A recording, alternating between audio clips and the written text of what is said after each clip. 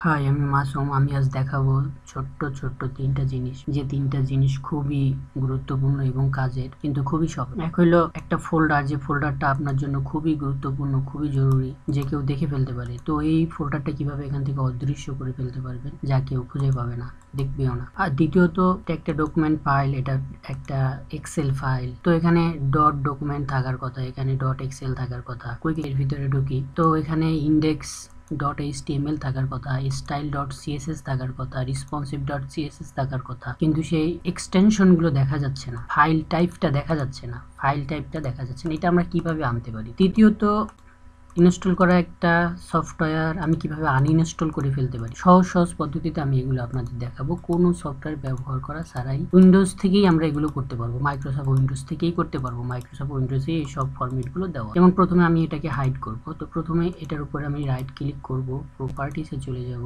এখানে হাইড একটা অপশন আছে, এটাই টিক মার্ক দিব, দিয়ে অ্যাপ্লাই ওকে।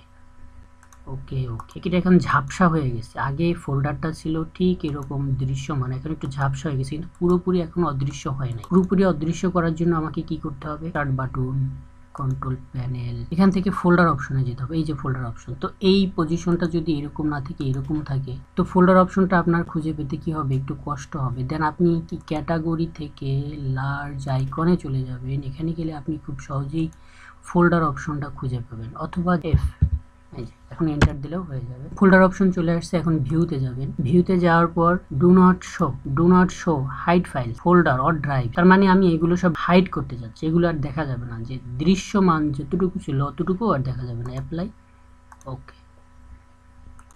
যে আমার এখানে কুইক স্টার্ট ফাইলটা ছিল সেটা এখন অদৃশ্য হয়ে, তো এখন এখানে ক্লিক করলেও ওপেন হবে না।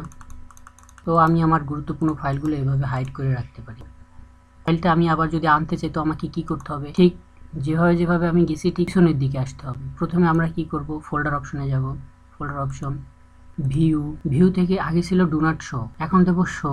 অ্যাপ্লাই ওকে দেওয়ার সাথে সাথে প্যাকটি হালকা দেখা যাবে, ঝাপসা দেখা যাবে। অ্যাপ্লাই ওকে, অবশ্যই কুইক এক্সট্রা প্যাকটি চলে আসছে, হয়তো বা অন্য কোথাও চলে গেছে। এই যে এখানে চলে গেছে, ঝাপসা, দৃশ্যমান না, ঠিক এইটার মতো দৃশ্যমান না, ঝাপসা দেখা যাচ্ছে। তো এটাকে যদি আমি ফুল দৃশ্যমান করতে যাই, আমার আবার ঠিক অনুরূপভাবে রাইট ক্লিক, প্রপার্টিস, হাইটটা উঠাই দিতে হবে, দেন পুরোপুরি দৃশ্যমান হবে। এরপরে আমি যেটা আপনাদের দেখাইতে চেয়েছিলাম সেটা হচ্ছে ফাইল টাইপ। এটা একটা ওয়ার্ড ফাইল, ডকুমেন্ট, তো ডট ডকুমেন্ট থাকবে, ডট এক্সেল থাকবে, এখানে ইন্ডেক্স ডট এইচটিএমএল থাকবে, স্টাইল ডট সিএসএস থাকবে, সেগুলো শো করতেছে না। তো আমি সেগুলো কিভাবে আনতে পারি, ফোল্ডার অপশনের ভিতরেই আছে। তো ফোল্ডার অপশনের ভিতরে আমি যাব, সেখান থেকে আমি ভিউতে যাব।